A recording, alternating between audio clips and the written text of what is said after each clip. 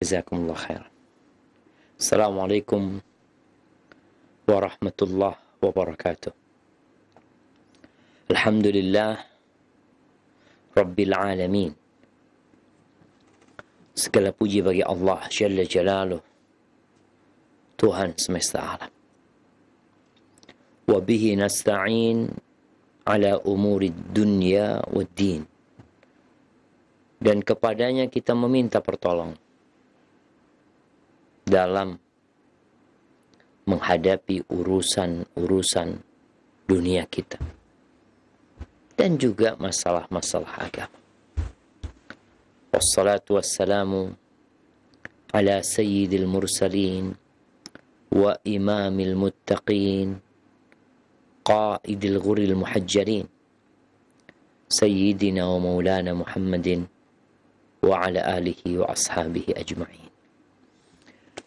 Amma ba'd, ahibati fillah, kembali kita berjumpa di akhir bulan Safar. Belum akhir sih, mendekati akhir bulan Safar. Tanggal atau malam 21 Safar 1443 Hijriah.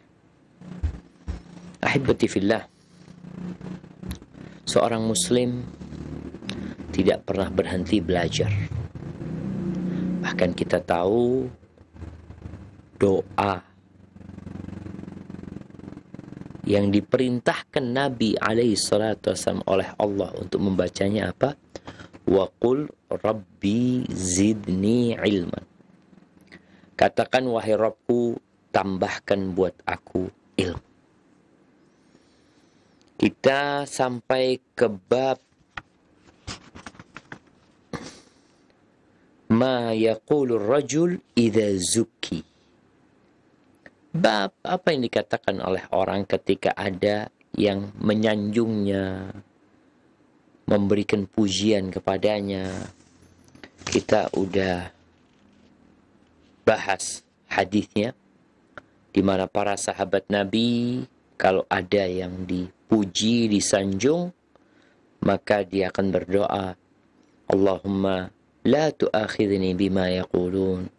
Ya Allah, jangan engkau menghukum aku gara-gara ucapan mereka. Waghfir li ma la ya'lamun. Dan ampuni aku atas apa yang mereka tidak ketahui dari kondisiku sebenarnya. Dan ada tambahan juga di beberapa riwayat, waj'alni khairan mimma yadhunnun. Dan jadikan aku lebih baik daripada prasangka mereka. Baik, di hadis nomor 762, Al-Imam Bukhari mengatakan, haddatsana Abu Asim anil Auza'i an Yahya bin Katsir an Abi Qilabah anna Aba Abdullah qala li Abi Mas'ud atau Abu Mas'ud qala li Abi Abdullah ma sami'ta an-nabi sallallahu alaihi wasallam fi za'ama qala bi'sa matiyatur rajul. Imam Bukhari mengatakan telah mengajarkan kepada kami Abu Asim, dia meriwayatkan dari Al-Auza'i, Al-Imam Al-Auza'i, dia meriwayatkan dari Yahya bin Katsir dari Abu Qilabah, dia menceritakan bahwa Abdullah, yakni Abdullah bin Mas'ud, berkata kepada Abu Mas'ud, atau sebaliknya, Abu Mas'ud yang berkata kepada Abu Abdullah. Qala li Abi Abdullah. Naam. Ini Abu Abdullah ya. Dia berkata kepada Abu Mas'ud atau Abu Mas'ud yang berkata kepada Abu Abdullah. Pertanyaannya apa? Apa yang engkau dengar tentang ucapan Nabi dalam masalah za'ama? Za'ama ini katanya. Diartikan katanya. Menurutnya. Menurut katanya. Mungkin diprasangkakan. Ada orang yang selalu ketika ngobrol katanya. Maka apa ucapan Nabi tentang sikap orang yang kalau cerita selalu menukil atau mengungkapkan za'am, katanya. Bi'sa matiyatur rajul. Itu seburuk-buruknya tunggangan seseorang. Jadi, di mana orang belum bisa memastikan kebenaran apa yang dia ucapkan, tapi dia sudah menyebarkannya. Seorang muslim itu jangan sampai men-share berita, menyampaikan tentang sebuah kejadian yang belum pasti kebenarannya. Nggak boleh. Nanti kalau dikasih tahu, itu hoak lo. Anak kan katanya, nggak tahu. Kalau engkau nggak tahu dengan kebenaran berita itu, jangan ngomong. Jangan menginformasikan kepada orang lain. Ketika ada sebuah berita yang sampai kepadamu dan engkau tidak bisa memastikan kebenarannya, diam. Karena kalau engkau ikut menyebarkan, walaupun dengan muqaddimah, ini katanya lo, ini katanya lo. Karena boleh jadi yang engkau sampaikan adalah sebuah kebohongan. Jadi ahibati fillah, Islam ini benar-benar mengajarkan kepada pengikutnya untuk tidak sembarangan bercerita, untuk tidak sembarangan menyampaikan berita yang masih diragukan kebenaran, yang masih belum bisa dipastikan. Di mana seorang ketika hendak menyampaikan berita, dia harus punya sanad. Dia harus punya mata rantai. Makanya kita lihat bagaimana Imam Bukhari ketika menyampaikan hadis, qala haddatsana Abu Asim,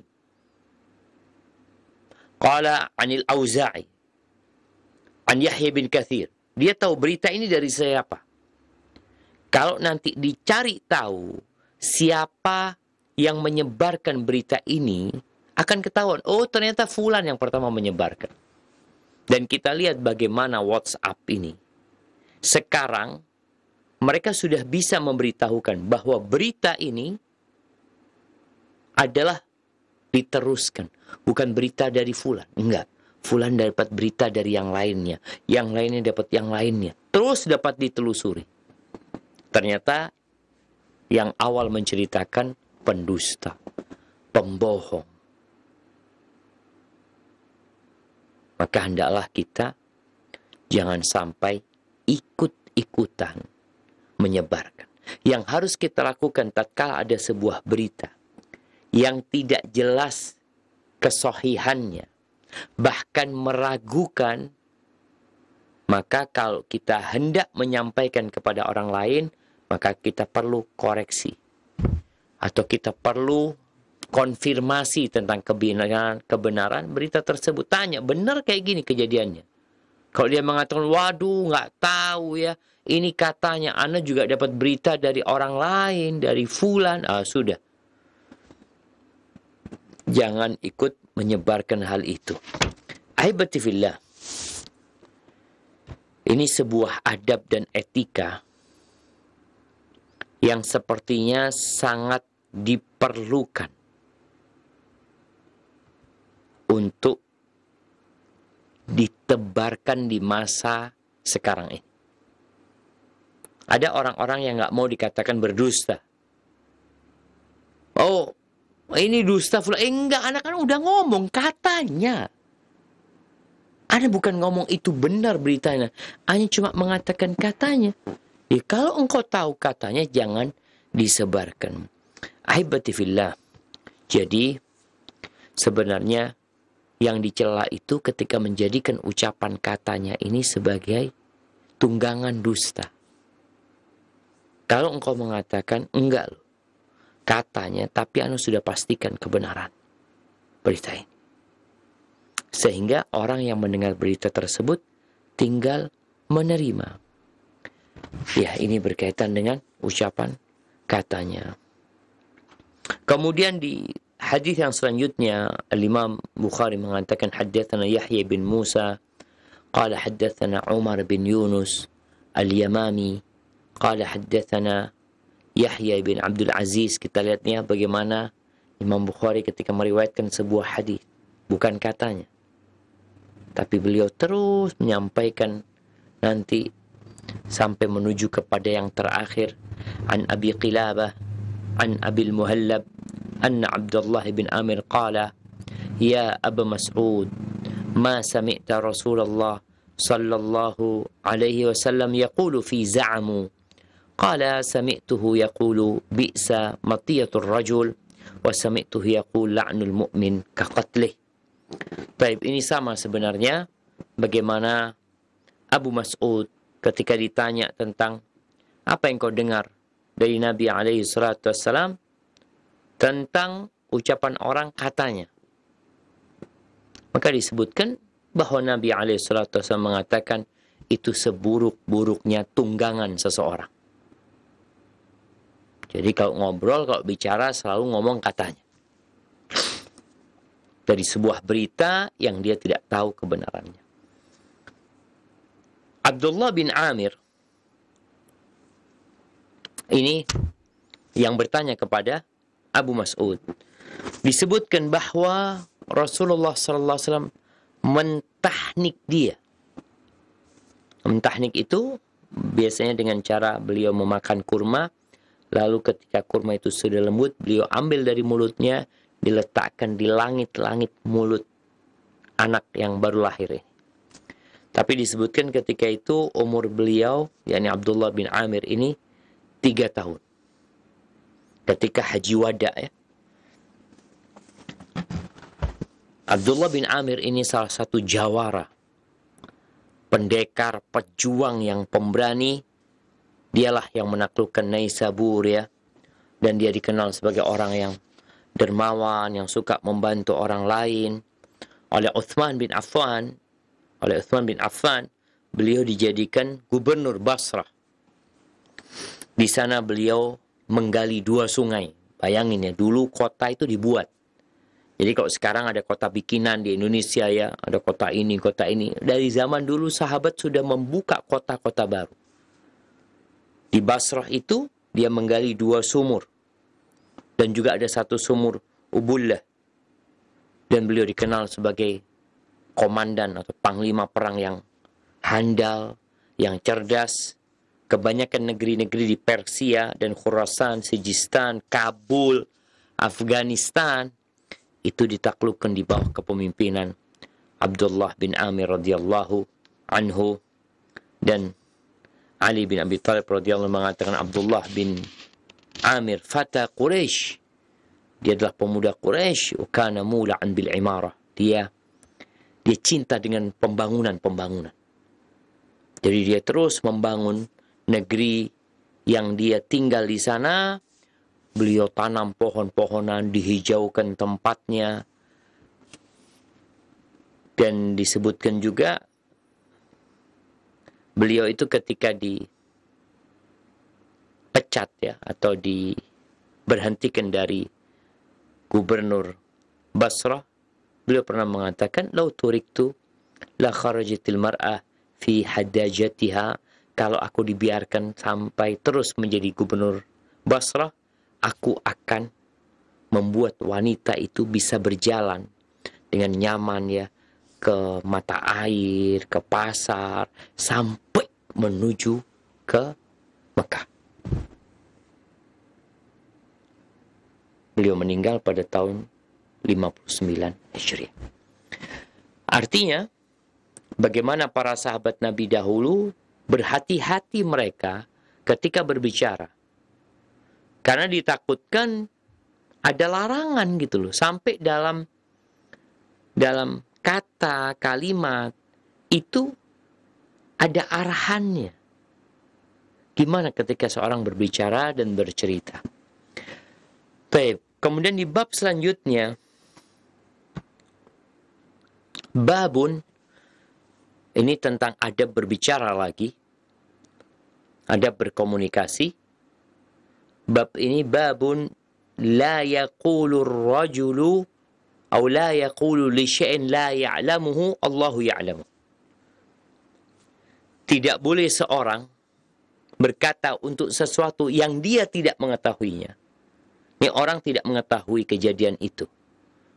Bagaimana kejadiannya benar atau dia nggak tahu. Nggak boleh dia mengatakan Allahu ya'lamu. Allah mengetahuinya. Kalimat itu tidak diperbolehkan. Allah mengetahui segala sesuatu, jemaah. Tapi boleh jadi ketika orang ini mengatakan Allahu ya'lamu, padahal kejadiannya nggak seperti itu. Dia nggak mau sumpah. Engkau sumpah, wallahi mamanya kejadiannya seperti itu. Tapi karena dia nggak mau sumpah ketika dia cerita gini, Allah tahu loh dengan kejadian itu. Padahal sebenarnya dia bohong.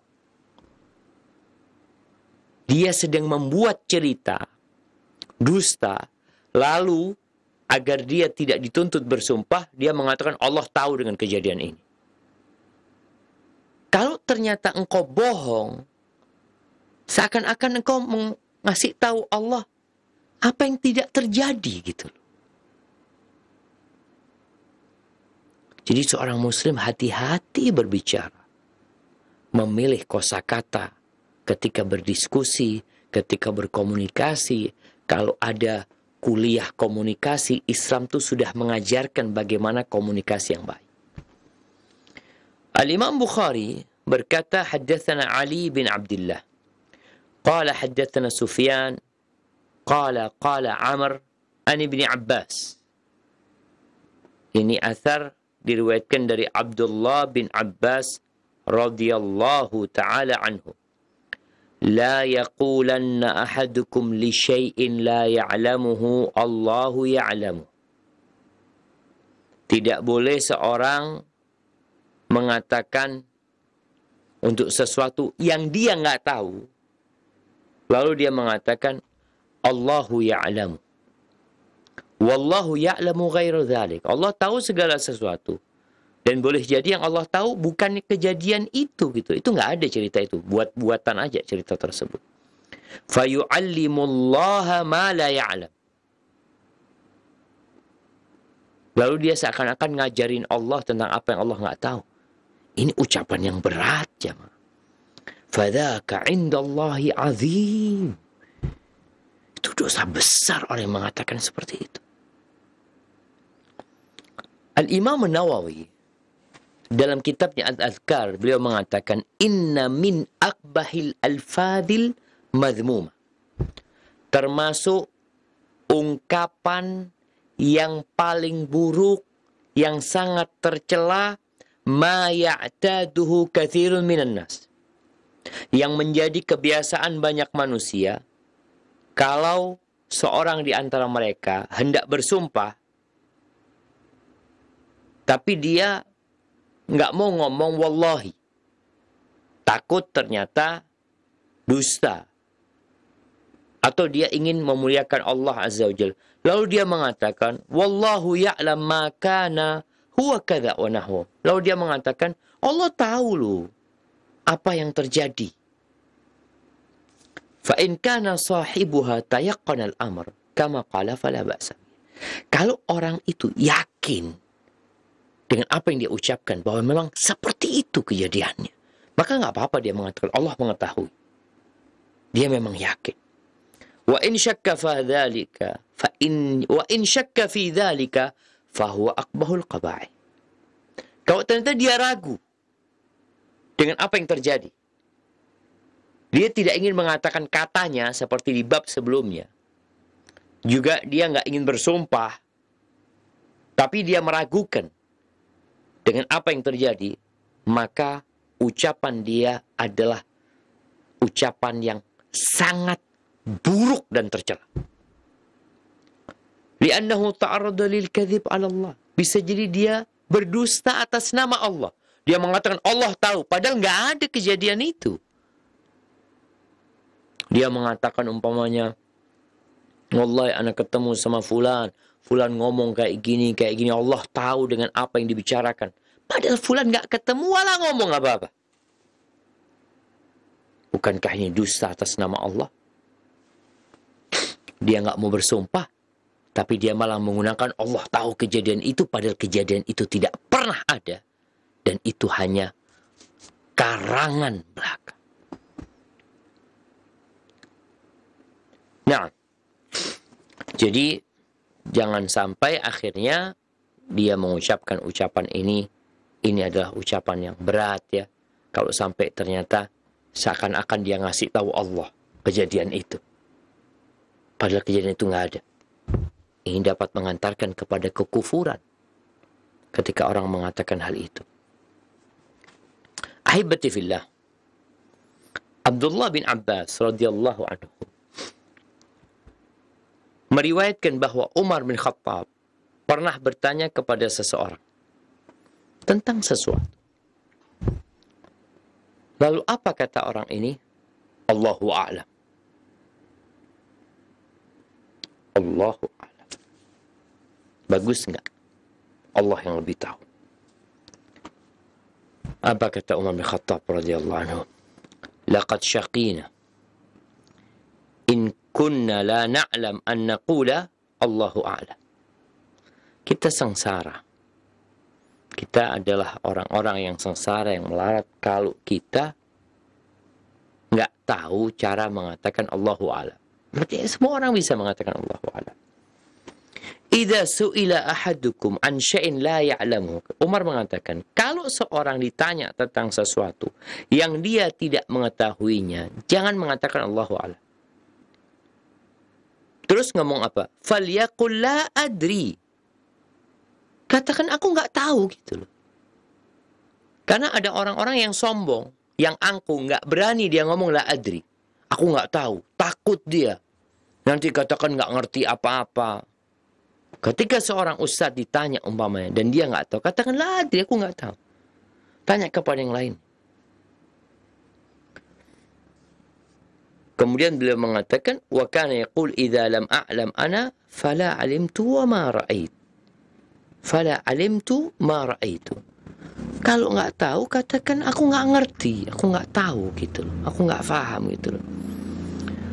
Kemudian kalau dikatakan, tapi kan kita lihat Ustaz, sebagian sahabat kalau ditanya sama Nabi SAW, mereka mengatakan Allahu wa rasuluhu a'lam. Beberapa kali. Dan Nabi tidak mengingkari hal itu. Para sahabat ketika mengatakan Allahu a'lam, bukan karena mereka sombong, bukan karena mereka tidak ingin mengatakan la adriya. Enggak. Tapi mereka menyerahkan ilmunya kepada Allah Azza wa Jalla. Sebagai bentuk ketaatan, ketundukan mereka. Adapun sekarang, orang-orang nggak mau ngomong la adri, nggak tahu, nggak paham ana. Dia ngomong wallahu a'lam untuk menyembunyikan kebodohan dia. Padahal dia katakan la adri. Jadi Umar ingin mendidik orang-orang itu ketika berkomunikasi dengan cara yang baik. Katakan la adri. Allah tahu dengan jawabannya iya, tapi engkau tahu enggak? Enggak, katakanlah ada. Baik, ini pembahasan yang menarik sekali ya, Mai, dalam dunia komunikasi. Jadi para guru, para ustadz perlu mengajarkan kepada anak didiknya agar mereka biasa ketika ditanya tentang sesuatu yang dia tidak mengetahui untuk mengatakan la adri, la a'lam, aku nggak tahu, aku nggak mengerti, tanyakan kepada yang lainnya. Ini sebagai bentuk, ya, kita merendahkan diri. Memang ucapan wallahu a'lam boleh ucapan itu sebenarnya. Tapi jangan sampai digunakan untuk menutupi kekurangan kita. Yang seharusnya kita mengatakan la adri. Baik, bab 328 ini bab yang menarik ya. Bab tentang Qausu Quzah. Bab tentang pelangi. Kita tahu ada banyak cerita tentang pelangi ini. Ada cerita yang bidadari mandi katanya di sungai ya. Anda masih ingat bagaimana kita kecil. Cerita itu melekat di pikiran kita. Sehingga waktu kita SD, melihat pelangi sama kawan-kawan tuh, ayo yuk ke sana yuk. Atau ada bidadari mandi. Sebuah cerita dusta. Cerita rakyat katanya. Yang terus diceritakan ke generasi yang selanjutnya. Ke generasi yang selanjutnya. Jadi yang dusta ini kadangkala dianggap sebuah realita. Padahal bohong. Bolehkah kita menceritakan sebuah kebohongan? Ya nggak boleh lah. Khurafat-khurafat yang tersebar di masyarakat. Yang kalau dikatakan tadi cerita rakyat, nggak ada, bohong. Buktikan sekarang, di mana ada bidadari di sana. Tapi di sini disebutkan sebuah riwayat dari Abdullah bin Abbas yang secara sanad dhaif. Imam Bukhari mengatakan haddatsana Hasan bin Umar qala haddatsana Abdul Warith an Ali bin Zaid na'am qala haddatsani Yusuf bin Mahran an Ibn Abbas radhiyallahu ta'ala anhuma qala al-majrah babun min abwabis sama' wa amma qawsu quzah فأمان من الغرق بعد قوم نوح عليه السلام. طيب.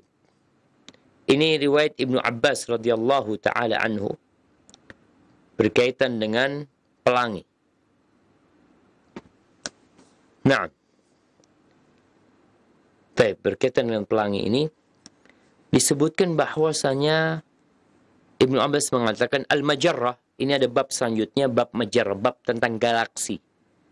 Kita lihat ya seperti ada cahaya kumpulan bintang-bintang ya. Ibnu Abbas mengatakan itu salah satu pintu langit. Wallahu a'lam. Adapun pelangi itu tanda aman dari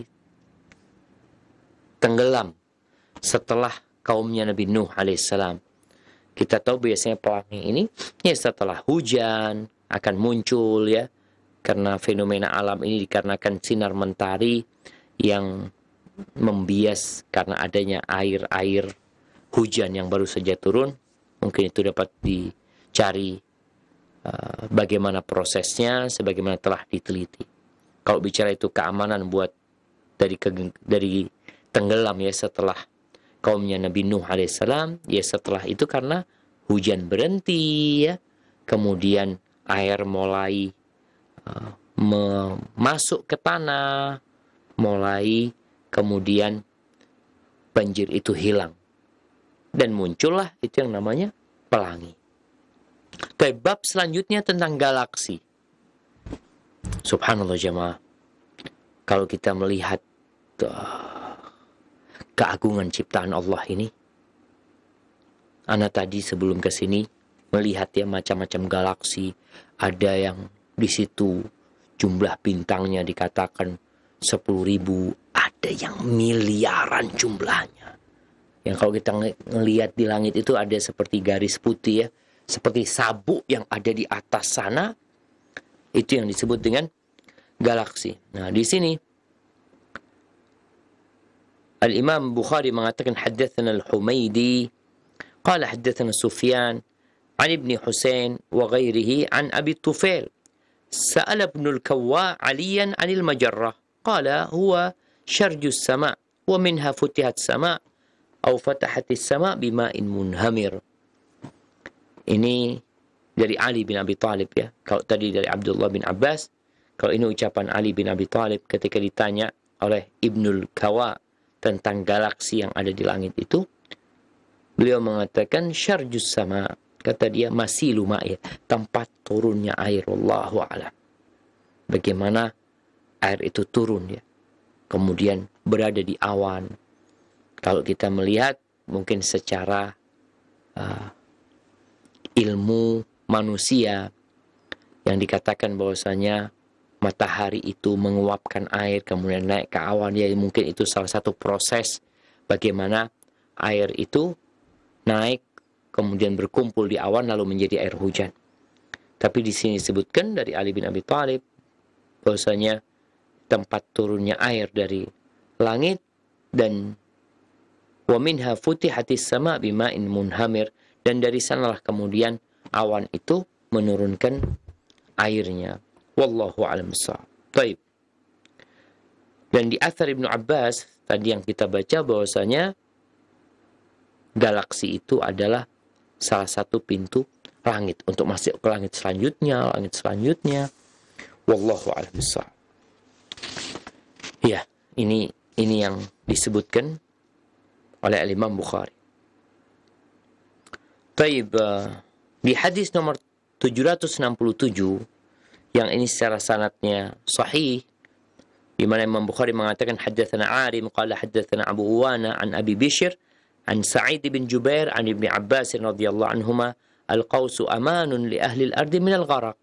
Pelangi itu adalah tanda keamanan buat penghuni bumi ini dari tenggelam. Wal majarra babun minas sama'i alladhi tanshaqqu minhu. Adapun majarra galaksi itu adalah salah satu pintu langit yang darinya terbuka untuk menuju ke yang selanjutnya. Wallahu a'lam. Baik. Bab yang selanjutnya 330. Bab man kariha an yuqal Allahumma ij'alni fi mustaqarri rahmatika. Bab tentang makruhnya atau dibencinya seorang mengatakan, ya Allah jadikan aku di tempat rahmatmu. Di tempat rahmatmu. Ucapan ini ucapan yang ya lebih baik ditinggalkan. Engkau kalau mau minta rahmat Allah, ya minta rahmat Allah. Mau minta surganya, katakan Allahumma inni as'alukal jannah wa a'udzubika minan nar. Allahumma adkhilnal jannah. Minta sama Allah Jalla Jalla. Tapi kalau berdoa, ya Allah jadikan aku di tempat rahmatmu. Di mana tempat rahmat Allah? Ya di diri Allah kan? Adapun surga ini salah satu kasih sayang Allah gitu loh. Bukan tempat rahmat Allah itu di surga aja, enggak. Tempat rahmat Allah adalah Allah sendiri karena Dia Ar-Rahman Ar-Rahim. Yang rahmat ini merupakan sifat yang dimiliki oleh Allah Jalla Jalaluhu.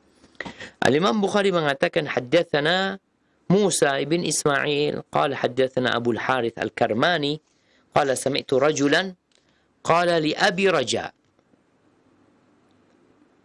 Abu Harith al-Karmani mengatakan, aku mendengar seseorang berkata kepada Abu Raja.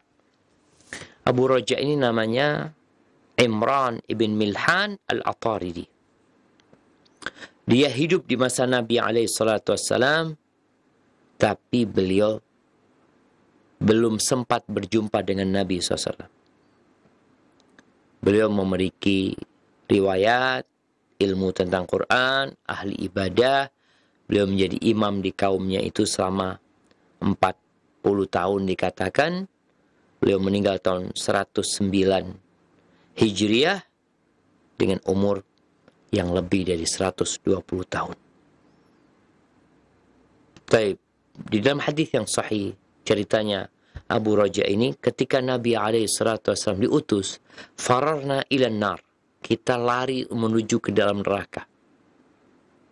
Ila Musailam al-Kadzab, dia termasuk ikut Musailamah al-Kadzab yang mengaku Nabi SAW. Kemudian akhirnya dia masuk Islam. Pada masa Nabi menaklukkan kota Mekah.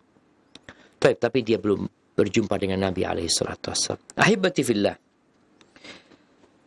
Orang ini berkata kepada Abu Raja. Apa katanya? Aqra'u alaikas salam. Aku membacakan salam buat engkau. Wa as'alullah an yajma'a baini wa bainaka fi mustaqarri rahmatih. Dan aku memohon kepada Allah agar Allah mengumpulkan aku bersamamu di tempat rahmatnya Allah. Kata Abu Raja, wa hal yastati'u ahadun dzalika? Apakah mampu seseorang untuk melakukan itu?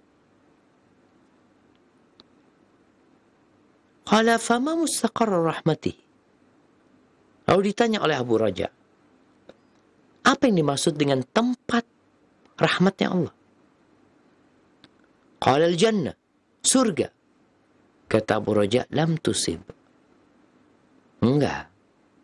Kalau engkau mengatakan tempat rahmatnya Allah itu adalah surga, enggak tepat. Terus, fama mustaqarru rahmati. Mustaqar tempat rahmatnya Allah itu apa? Qala Rabbul Alamin, ya Allah, tempat rahmatnya. Tuhan semesta alam. Karena rahmat ini adalah sifatnya. Dan kalau kita lihat sifat rahmat Allah ini, Allah mengatakan wasi'at rahmati kulli syai'. Rahmatku meliputi segala sesuatu. Dan Allah juga mengatakan inna lillahi tis'atan wa tis'ina rahmah. Inna lillahi mi'ata rahmah. Allah tuh memiliki 100 rahmat. Allah bagikan satu di bumi. Yang dengan satu rahmat ini orang saling mengasihi, saling mencintai, ya, saling menyayangi dengan satu rahmat. Dan sisanya dengannya Allah akan merahmati orang-orang yang beriman pada hari kiamat.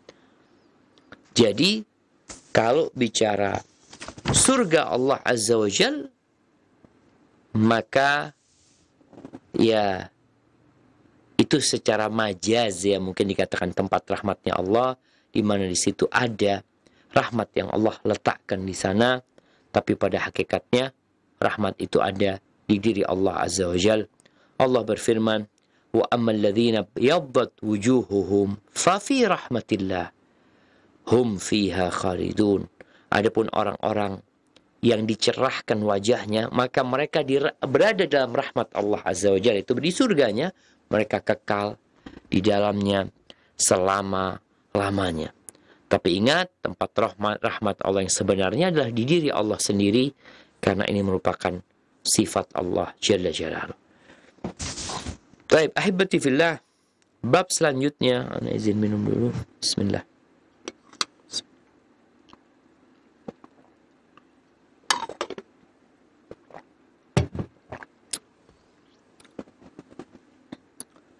Alhamdulillah. Bab 331 ini babun la tasubbud dar. Bab jangan memaki masa. Jangan memaki waktu. Zaman. Ini zaman sial banget. Na'udzubillah. Pagi ini pagi sial. Jangan. Kenapa? Karena zaman ini tidak menciptakan kesialan. Tidak menciptakan manfaat. Siang dan malam ini berputar terus karena Allah yang memutar.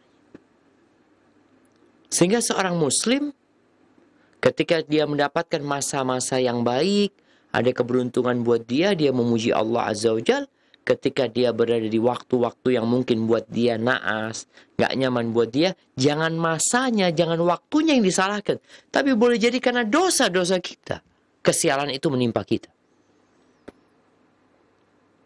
Ini adab ketika berbicara kita.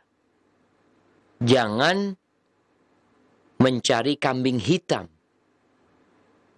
Allah Jalla Jalaluh mengatakan, ma asabaka min hasanatin faminallah wa ma asabaka min sayyi'atin famin nafsik. Kebaikan yang menimpamu itu dari Allah Azza wa Jalla. Ma asabaka min hasanatin faminallah. Tapi keburukan yang menimpamu itu dari dirimu sendiri. Makanya kata Imam Syafi'i mengatakan, na'ibu zamanana wal aibu fina. Kita sering mencela zaman kita. Padahal kekurangan itu ada pada diri kita. Wa nahju dzaz zamana bi ghairi dzambin. Dan kita membuli masa, mencaci masa tanpa ada dosa yang dilakukan oleh waktu itu. Waktu ini nggak bisa berbuat dosa. Walau nataqaz zamanu lana hajana. Kalau waktu itu dapat berbicara, maka dia akan mencela kita. Yang kita selalu mengatakan waktu yang salah. Tidak.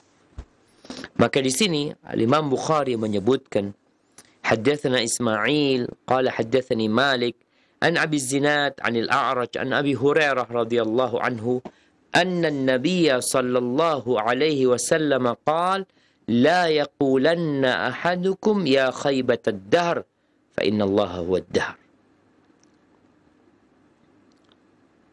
Kata Nabi SAW, jangan ada yang berkata, ya khaybatad dahr, wahai kesialan masa, waktu yang sial. Dia mengungkapkan ucapan itu sebagai bentuk mengeluh. Kenapa nggak boleh berkata itu? Fa innallaha huwad dahr. Karena Allah itulah masa. Ini Allah yang memutar balikan malam dan siang. Allah yang menciptakan masa itu. Maka ya, kalau bicara la tasubud dahr, jangan mencela masa. Kata Imam Nawawi, ini adalah majaz. Sebabnya bangsa Arab itu, kalau mereka ada musibah, ada petaka, ada yang mati, ada yang jadi tua, bangkrut, maka biasanya dia mengatakan dia akan mencela masa. Waktunya yang akan dia maki. Padahal dia tahu semua bencana yang terjadi itu dengan izin Allah Azza wa Jalla. Bukan masa yang menciptakan.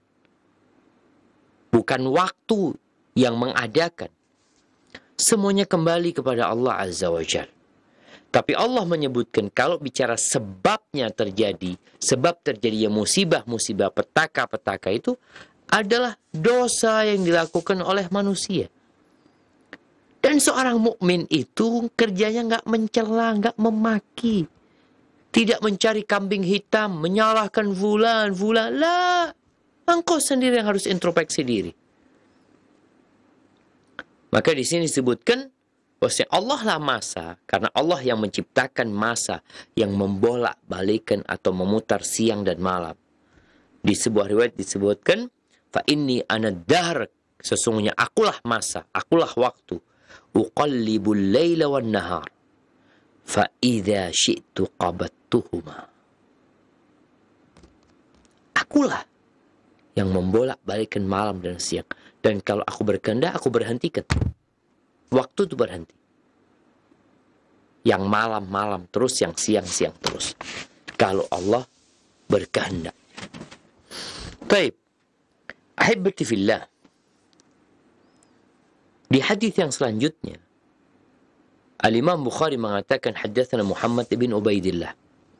Qala haddatsana Hatim bin Ismail an Abi Bakar bin Yahya al-Ansari an abihi, yakni Yahya al-Ansari, an Abi Hurairah. Dia meriwayatkan dari Abu Hurairah radhiyallahu ta'ala anhu.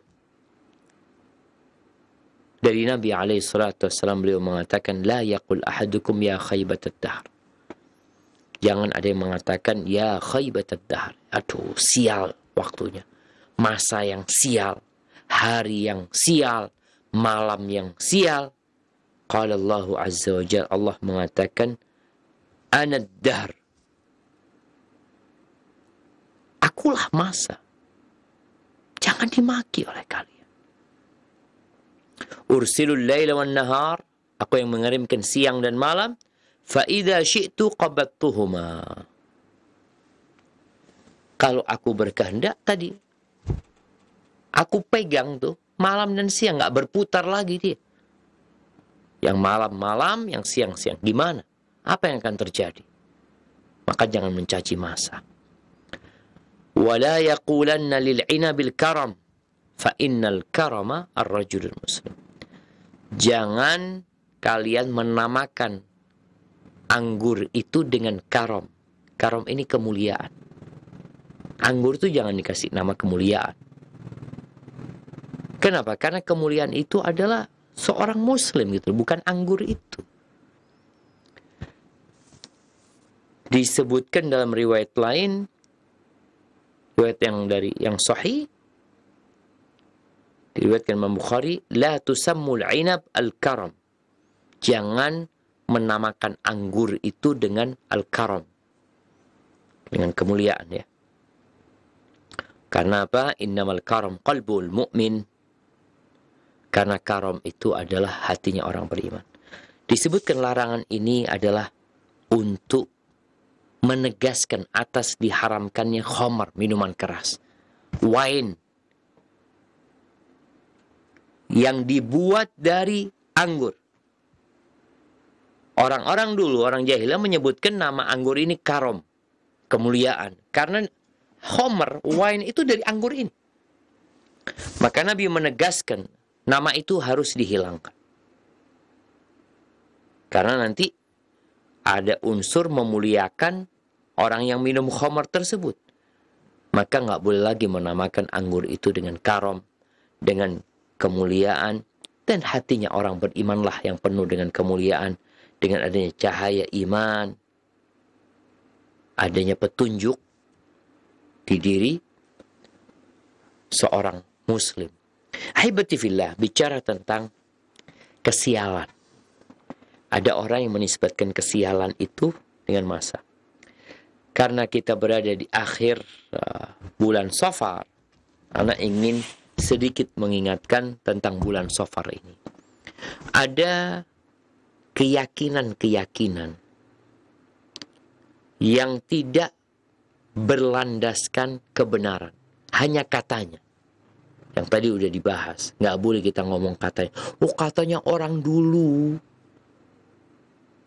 bulan Safar itu nggak boleh kita bikin acara pernikahan, nggak boleh buka usaha di bulan Safar, nggak boleh ini dan itu di bulan Safar. Kenapa? Karena bulan Safar bulan kesialan. Loh, dari mana dapat itu? Katanya.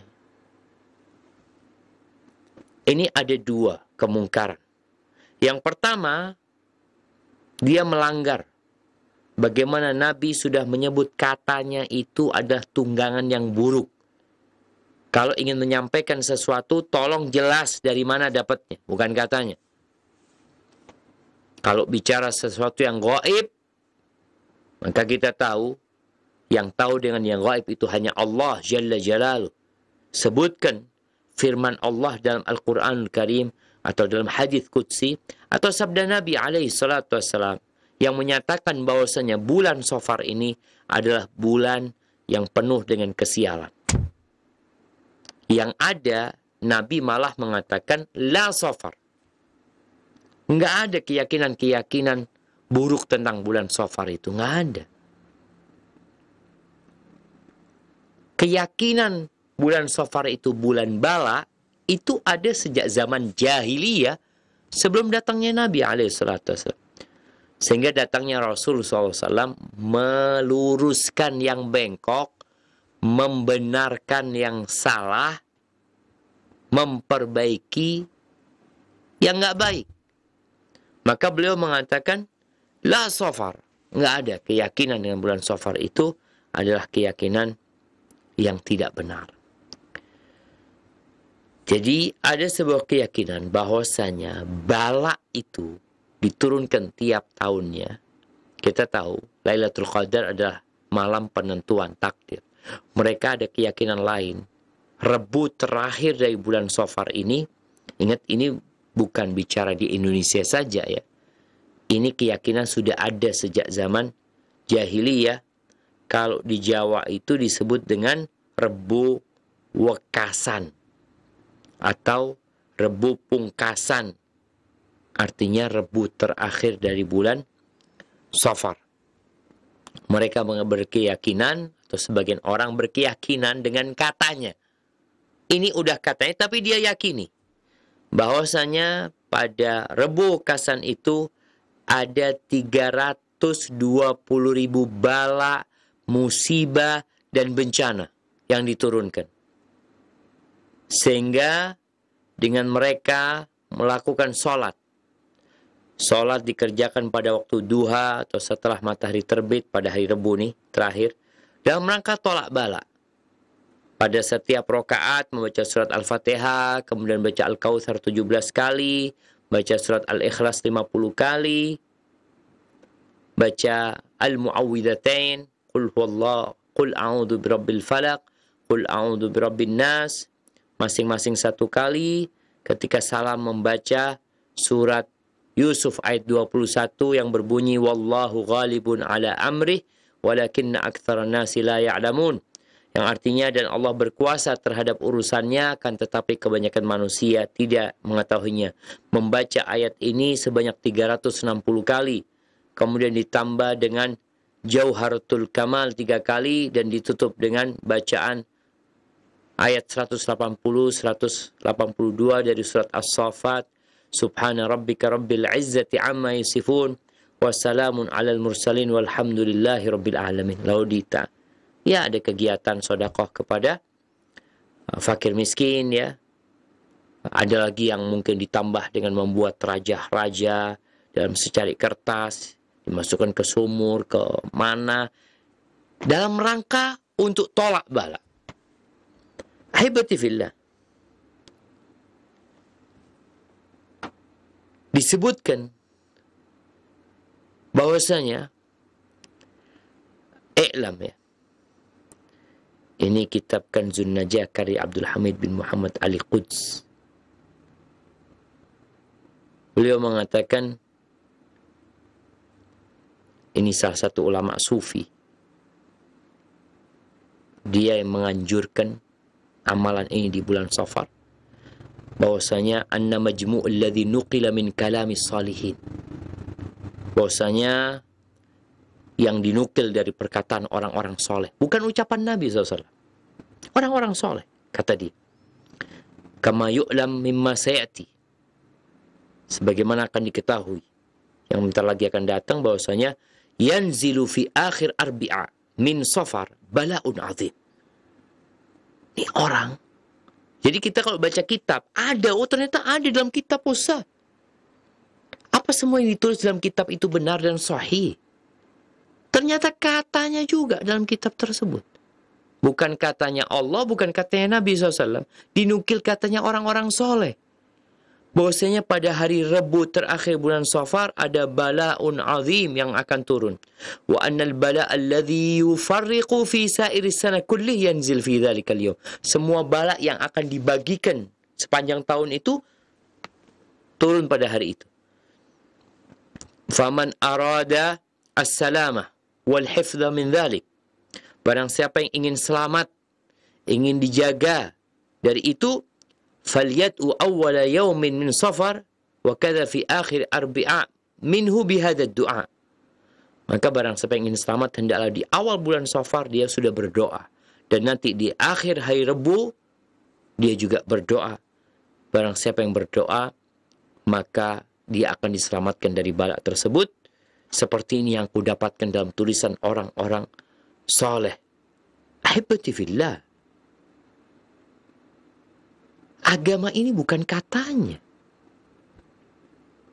Kalau bicara yang gaib, orang soleh itu nggak tahu dengan yang gaib. Apalagi menetapkan sebuah tata cara ibadah dan menetapkan hari itu hari turunnya bala. Mereka membuat ritual-ritual tertentu, maka ini termasuk perbuatan yang tadi. Jangan percaya dengan katanya. Tapi katanya Allah. Qala Allah. Qala Rasul. Bagaimana para sahabat mempraktekkan. Bagaimana mereka menghadapi bulan Safar. Kita semua cari keselamatan. Tapi jangan sampai kita ditakut-takutin dengan sesuatu yang tidak bersandar. Kita ini ditakut-takutin. Umpamanya, vaksin itu, umpamanya ternyata di situ ada chip yang ditanamkan di tubuh katanya. Dari mana antum tahu? Katanya. Kita nggak mau percaya dengan katanya. Bagi ini bisa diteliti. Terus kalau bicara rebokasan katanya 320.000 bala turun. Itu dari mana landasannya? Kalau ternyata itu katanya, maka tinggalkan katanya. Dan Nabi SAW bersabda, la safar, nggak ada keyakinan safar itu bulan bala, itu tidak benar. Yang ada bulan bala, bulan safar seperti bulan lainnya, Allah menurunkan bala karena dosa-dosa yang diperbuat oleh manusia. Kalau berbuat dosa di bulan apa saja, di bulan Ramadan pun, ketika orang itu berbuat dosa, maka Allah akan menurunkan bala, petaka buat para pelaku dosa. Hadza wallahu a'lam bishawab. Semoga kita tahu, ingat tidak ada hari sial, tidak ada bulan sial. Semua bulan itu adalah bulan baik, tapi sebagian lebih baik daripada yang lainnya. Semua hari itu hari yang baik, tapi ada hari yang lebih baik daripada hari lainnya. Seperti hari Jumat yang merupakan Sayyidul Ayyam. Bulan kita tahu bulan Ramadan, bulan diturunkannya Al-Quran. Kemudian ada bulan-bulan haram, yaitu bulan Rajab, bulan Dzulqa'dah, Dzulhijjah, dan bulan Muharram yang merupakan bulan-bulan yang dimuliakan oleh Allah Jalla Jalaluh. Barakallahu fiik. Mungkin itu yang dapat kita kaji pada kesempatan kali ini. Kurang lebihnya mohon maaf. Anda kembalikan ke moderator. Nah, tafadhal. Jazakallahu khairan, kami sampaikan kepada Ustaz Dr. Syafiq bin Riza Basalamah MA Hafizahullah Ta'ala yang telah memberikan nasihatnya kepada kita dari pembahasan kitab Al-Adabul Mufrad karya Al-Imam Al-Bukhari rahimahullahu Ta'ala. Saudaraku seiman dan seakidah, kami undang Anda untuk memasuki sesi tanya jawab. Anda dapat berpartisipasi dengan mengirimkan pertanyaan Anda melalui pesan WhatsApp. Dan baiklah Ustaz, kita akan coba angkat pertanyaan pertama melalui pesan singkat. Pertanyaan dari hamba Allah di Lamongan. Ustadz, untuk mengingatkan Ananda agar Ananda saat malas pergi untuk ibadah berjamaah, sholat berjamaah, kadang Ana menggunakan kata bohong supaya Ananda lebih bisa memperbaiki amal ibadahnya.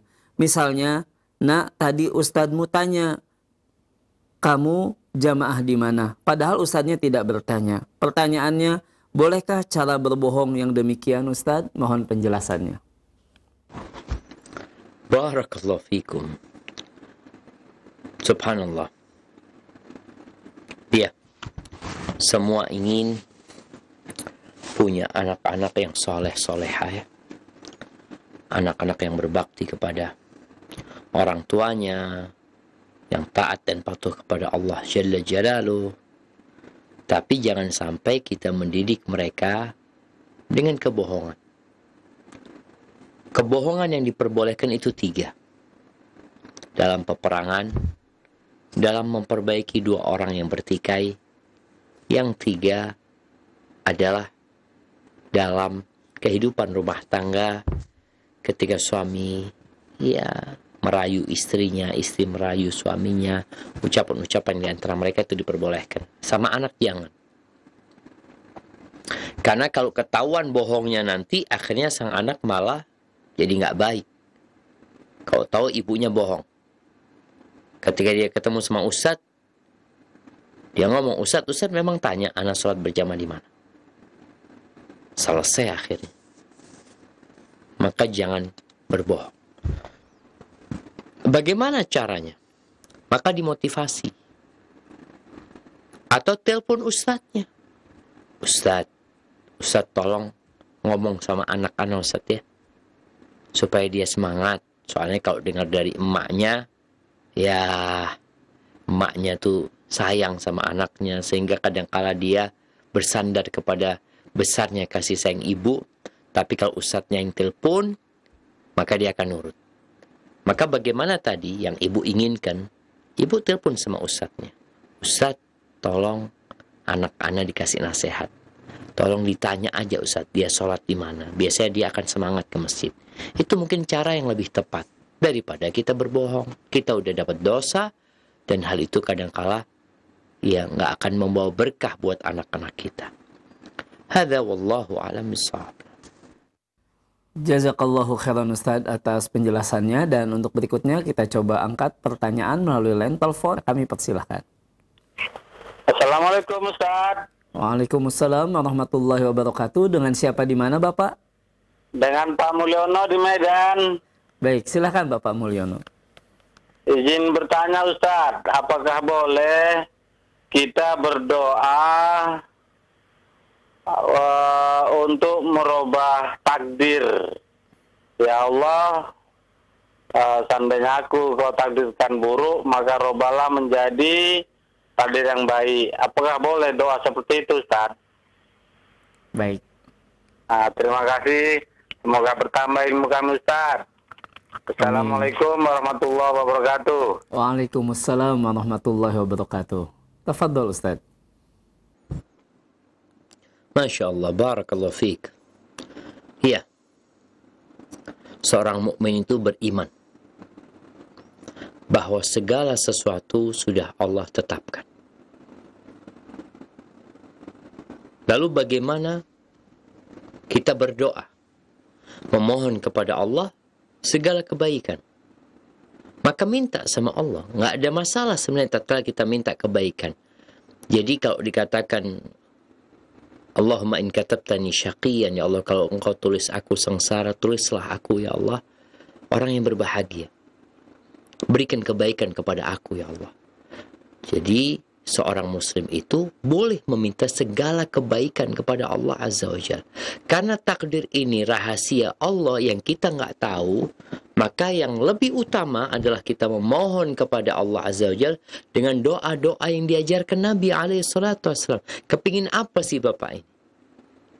Kalau dikatakan ya Allah kalau engkau tulis aku miskin, tulis aku kaya ya Allah. Rubah doanya dengan meminta Allahumma inni as'alukal huda wa tuqa wal afaf wal ghina. Minta kecukupan sama Allah Azza wa Jalla.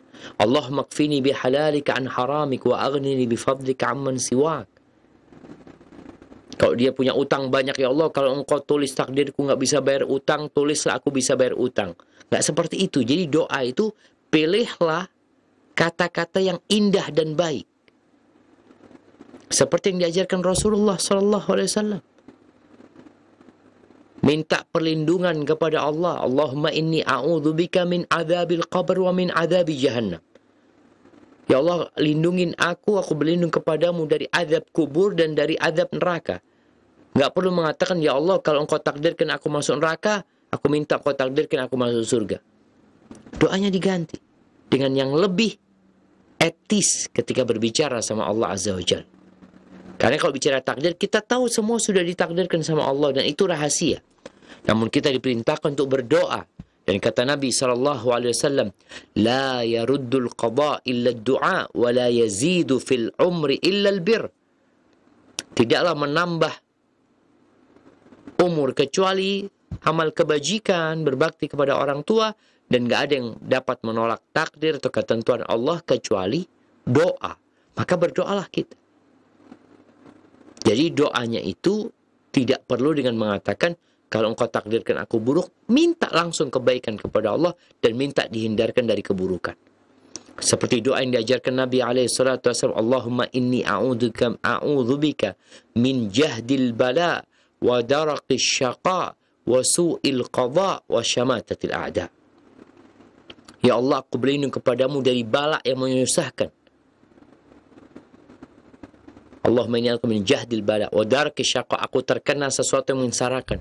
Wa su'il qadha, dan aku berlindung kepadamu dari takdir yang buruk. Ini berlindung kepada Allah dari takdir yang buruk. Terus aku berlindung kepadamu dari senangnya musuh-musuh ketika aku mendapatkan musibah.